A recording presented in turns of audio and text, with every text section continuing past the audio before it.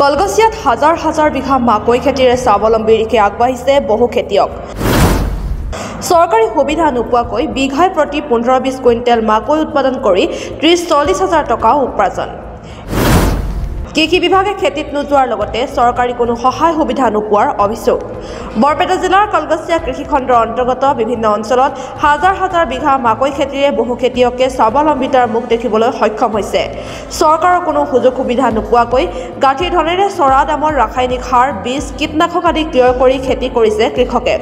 কলগছিয়া, ক্ষুদ্ৰকুচি আৰু মইনবৰী কৃষি চক্ৰৰ হাজাৰ হাজাৰ খেতিয়কে এইবেলি মাকৈ উৎপাদনেৰে সফলতা অৰ্জন কৰিবলৈ সক্ষম হৈছে।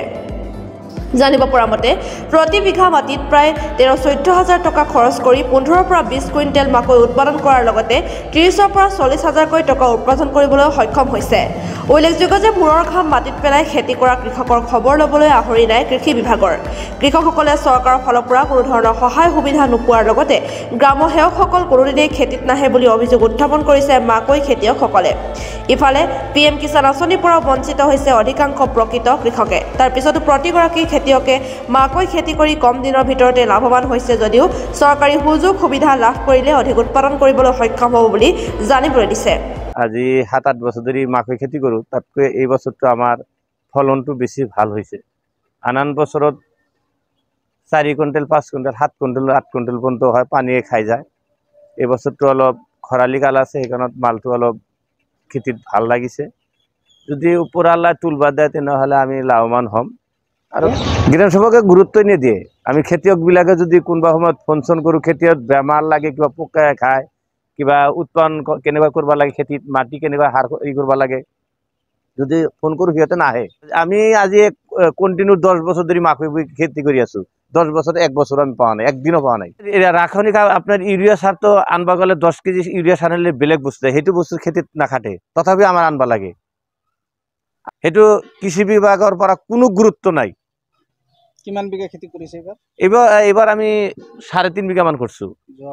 অহাবাৰ যদি আমাক চৰকাৰৰ পৰা কিবা সহায় কৰে তেনেহ'লে মই 8-9 বিঘামান কৰিম।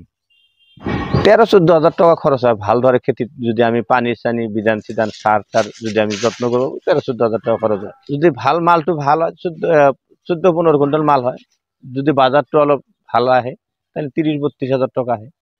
আমি 1 বিঘা মাটি খেতি কৰিলে, মাকৈ খেতি কৰিলে আপোনাৰ 12-14 হাজাৰ টকা খৰচা হৈ যায়। ইফালে আমাৰ ঠিকা খৰচাটোতো আছে বেলেগ, নিজৰ মাটিটো নহয়। আজিকালিতো জানে আপোনালোকে বেলেগৰ মাটি ঠিকা লৈ কৰিব লাগে। কিন্তু আপোনালোকে জানে দোকানীয়ে যেতিয়া আমাক ঠকায় তেতিয়াতো আমি সঠিকভাৱে আমাৰ খেতিটোত আমি ফচলবিলাক নাপাওঁ, কম হৈ যায়। অহা বছৰ আকৌ ৰাখিবলৈ গ'লে আমাৰ অলপ দিগদাৰী হয়। আমাৰ চৰকাৰৰ ফালৰ পৰা আমি সহায় নাপাওঁ।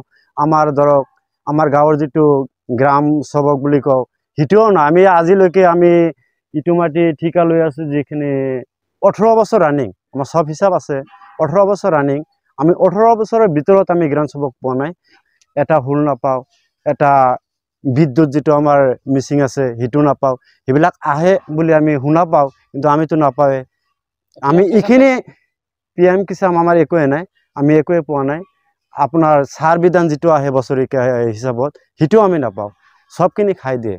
চাওক আমাক 1 টকাৰ বস্তুও দিয়া নাই। এবাৰ আমি ভাবিলোঁ, শুনা পালোঁ যে কিবা বিধান আহিব। বিধান কেতিয়া আহিব? এতিয়াতো আমি উঠোৱাৰ সময় হৈ গ'ল।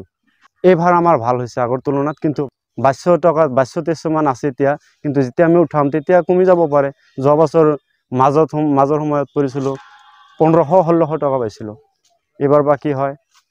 আমাৰ এতিয়া ইয়াতে আছে বঙাইগাঁও ডিষ্ট্ৰিক্টতো আছে, তাৰমানে অলপ ওচৰতে, ডিষ্ট্ৰিক্টটো বেলেগ, কিন্তু আমাৰ ঘৰৰ সিফালে অলপ আছে, ইফালে আছে 4-5 বিঘা। কিন্তু কৰোঁ, কিন্তু আমাৰ নিজৰ ফালৰ পৰা যিখিনি পাৰোঁ সেইখিনি কৰোঁ। কলগছিয়াৰ পৰা মহিবুল ইছলামৰ ৰিপৰ্ট, এনি লাইভ। খবৰ মানে এনি লাইভ 24/7 আৰু এনি লাইভ ডিজিটেল। যিকোনো খবৰৰ বাবে যোগাযোগ কৰক 9387734920 আমাৰ এই নম্বৰত।